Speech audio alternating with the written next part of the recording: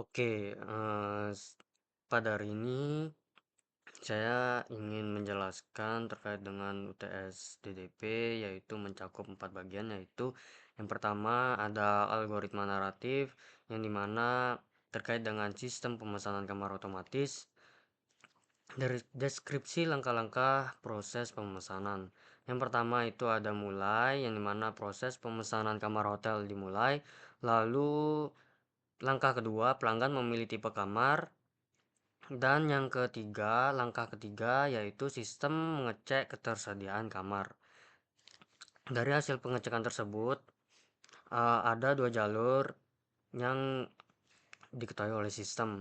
Yang pertama itu ada jalur jikalau kamar itu tersedia, yang dimana jika kamar tersedia, sistem menghitung total harga pemesanan kamar disesuaikan dengan tipe kamar yang dipilih, dan sistem menampilkan total harga yang harus dibayar kepada pelanggan. Dan proses berlanjut ke tahap pelanggan melakukan pembayaran. Dan untuk jalur yang kedua, jika kamar tidak tersedia, sistem menampilkan pesan kamar tidak tersedia. Dan sistem juga menampilkan pilihan kepada pelanggan untuk menentukan langkah ketiga, melakukan pelanggan melakukan pemilihan tipe kamar lagi atau membatalkan. Dan yang kelima, pilihan pelanggan. Ketika kamar tidak tersedia, pelanggan dihadapkan dengan dua opsi yang ada, yaitu opsi yang pertama mengganti tipe kamar dan opsi yang kedua itu membatalkan. Dan yang ke langkah keenam, sistem menampilkan total harga yang sudah ditentukan. Dan langkah yang ketujuh, pelanggan memasukkan jumlah pembayaran yang sudah ditentukan oleh sistem. Yang dimana uh, pelanggan akan menginput jumlah pembayaran yang sudah ditentukan oleh sistem. Dan yang langkah ke-8, pengecekan pembayaran apakah mencukupi. Sistem akan melakukan validasi dengan membandingkan jumlah pembayaran yang diinput pelanggan dengan total harga yang harus dibayar. Dan hasil pengecekan pembayaran itu ada dua jalur. Yang pertama, pembayaran mencukupi. Jika jumlah pembayaran telah mencukupi dari total harga, maka pembayaran dianggap valid.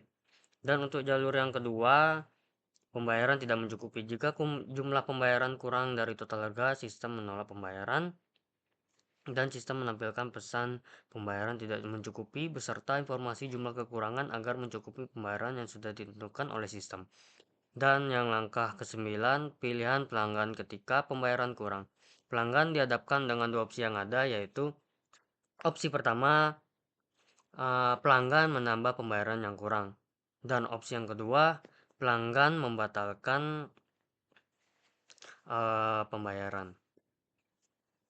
Dan yang ke langkah yang ke-10, pilihan pelanggan setelah pembatalan. Setelah pelanggan memilih untuk membatalkan karena pembayaran tidak mencukupi, sistem memberikan dua opsi. Yang pertama itu ada opsi pertama, kembali ke pemilihan tipe kamar, dan opsi yang kedua yaitu membatalkan.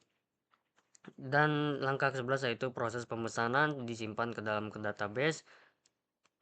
Dan yang ke-12 yaitu mencetak bukti pemesanan. Dan yang langkah yang ke-13, sistem menampilkan pesanan Anda berhasil. Dan yang ke-14 itu selesai. Nah, di sini untuk flowchart terkait dengan pemesanan kamar otomatis, yang dimana yang pertama kita mulai dulu. Dan ketika mulai, pelanggan dihadapkan dengan uh, tampilan yang dimana pelanggan memilih tipe kamar.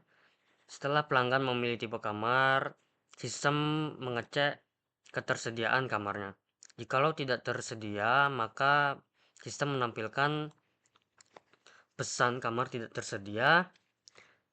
Maka jika kamar tidak tersedia, pilihan pelanggan bisa membatalkan atau mengganti tipe kamar, dan lanjut pelanggan memilih tipe kamar lagi.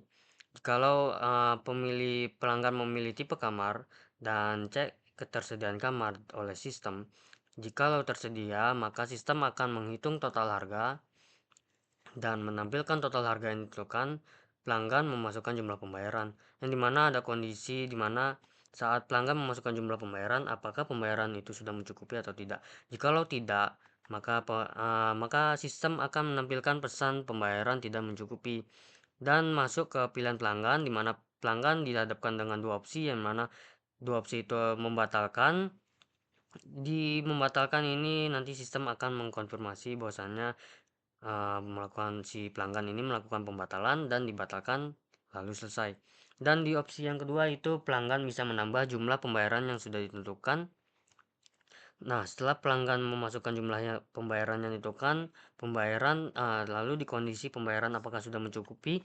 Jikalau sistem sudah mendeteksi bahwa pembayaran sudah mencukupi, proses pemesanan disimpan ke dalam database. Ini databasenya, dan sistem mencetak bukti pemesanan, dan langkah selanjutnya sistem menampilkan pesanan Anda berhasil dan selesai. Nah, di sini saya ingin menjelaskan terkait dengan PSDOCODE menghitung total harga skor. Yang dimana kita memulai dengan mendeklarasikan variabel bobot yang sudah ditentukan, yaitu variabel bobot tugas 40%, variabel bobot ujian 50%, variabel bobot kehadiran 10%. Lalu kita juga saya mendeklarasikan juga variabel skor, yang dimana variabel skor tugas, skor ujian, skor kehadiran, dan skor akhir. Sistem memvalidasi skor tugas, yang dimana sistem melakukan looping yang bernilai true, di mana sistem juga menyuruh si user agar menginputkan skor tugas, yang dimana akan disimpan ke variabel skor tugas ini. Jika skor tugas sama dengan 0 atau lebih dari 0, dan skor tugas lebih kecil ataupun sama dengan 100, maka break itu bisa dibilang looping akan keluar dari loop dan memvalidasi bahwasanya nilai itu valid. Kalau misalnya si user tidak memenuhi kondisi tersebut, maka sistem akan menampilkan nilai tidak valid, harus antara 0 sampai 100, silakan coba lagi. Dan yang kedua itu memvalidasi skor ujian, yang dimana sistem memvalidasi skor ujian yang itu bernilai yaitu looping bernilai true, yang mana sistem menampilkan agar si user menginputkan skor ujian dari 0 sampai 100 dan disimpan ke variabel skor ujian, yang dimana jika skor ujian besar atau sama dengan 0 dan juga lebih kecil atau sama dengan 100, yang dimana kondisi dianggap valid. Dan maka break, yang dimana keluar dari loop karena dianggap si user sudah menginputkan nilai yang valid. Jikalau si user tidak memenuhi kondisi tersebut, maka sistem akan menampilkan nilai tidak valid, harus antara 0 sampai 100, silakan coba lagi. Dan untuk yang ketiga, memvalidasi skor kehadiran, yaitu sistem bersifat looping yang bernilai true, yang dimana sistem juga menampilkan agar si user menginputkan skor kehadiran yang dimana dari 0 sampai 100 dan disimpan ke variabel skor kehadiran, dan dimana kondisi jika skor kehadiran sama dengan atau lebih dari 0 dan skor kehadiran lebih kecil dan sama dengan 100, maka break, yaitu keluar dari loop. Dan jikalau si user tidak memenuhi kondisi tersebut, maka nilai dianggap tidak valid dan akan menampilkan nilai tidak valid, harus antara 0 sampai 100, silakan coba lagi. Dan yang keempat itu menghitung skor akhir, yang mana variabel skor akhir ini menghitung dari skor tugas kali bobot tugas ditambah skor ujian kali bobot ujian ditambah skor kehadiran kali bobot kehadiran. Dan dari itu hasil skor akhir, si sistem menulis skor akhir. Dan yang terakhir itu ada pengecekan kelulusan, dimana jika skor akhir lebih dari 60, maka sistem akan menulis selamat kamu lulus, dan jika kondisi tersebut tidak terpenuhi atau skor akhir kurang dari 60, maka sistem akan menunjukkan maaf kamu tidak lulus, dan sistem akan mengakhiri programnya. Nah, Di sini program Scratch yang telah saya buat yaitu menghitung bersama, yang dimana dimulai dengan when green flag click, yang dimana karakter akan berbicara hello guys, dan si karakter akan berpikir bingung nih mau ngapain, dan karakter berbicara lagi kira-kira mau berhitung tidak 1 sampai 100 saja, hehe. Dan karakter juga berbicara lagi, yuk ayo kita mulai berhitung. Nah, di sini saya membuat sebuah variabel yaitu variabel 6 yang mana untuk berhitung dari 0. Terus saya membuat perulangan yaitu repeat 100 kali yang mana change dari variabel 6 ini dari 1 hingga 100, dan sign 6 for 0 second itu yang dimana setiap perhitungan itu dengan durasi 0 detik.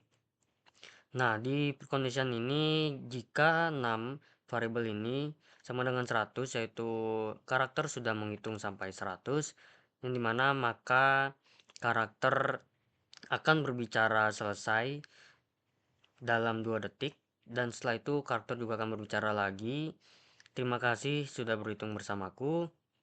Dan jikalau kondisi ini tidak terpenuhi, atau misalnya saya input ini di 6 itu 99, maka kondisi itu kan tidak akan terpenuhi, dan yang dimana karakter ini akan berbicara ada yang salah. Nah, kita ingin menunjukkan hasil program Scratch yang telah saya buat.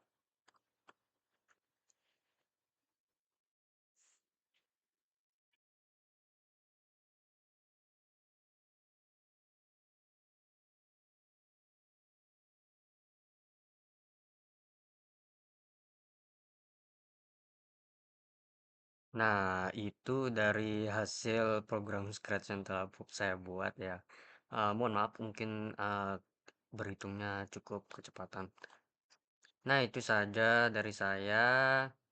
Sekian, terima kasih. Jikalau ada salah kata ataupun kata-kata yang kurang dimengerti dari yang telah saya ucapkan, mohon permaklumannya. Terima kasih.